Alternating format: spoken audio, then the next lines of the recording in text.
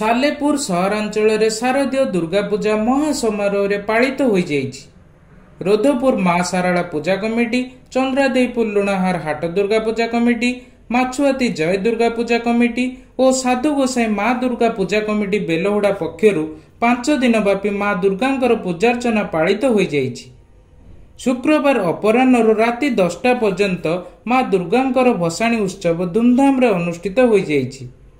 प्रथमे सर्वपुरातन जय दुर्गा पूजा कमिटी पक्षरु माँ दुर्गांकर भसाणी उत्सव आरंभ होइथिला बेले परे परे हाट दुर्गा पूजा कमिटी, बेलहुड़ा पूजा कमिटी एवं माँ सारला पूजा कमिटी पक्षरु सर्वशेष माँकर भसाणी शोभायात्रा बाहरी।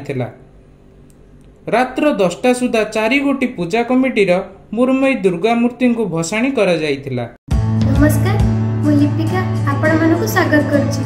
नुआ रूपरे होली टीवी ओडिया।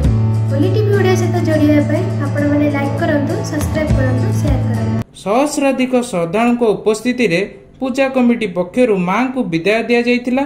जनसमूह को नजर रखी सालेपुर एसडीपीओ को प्रत्यक्ष तत्वावधान एवं पूजा कमिटीर सदस्य मानक सहयोग रे शांति श्रृंखलार सह भसाणी उत्सव समापित होइतिला।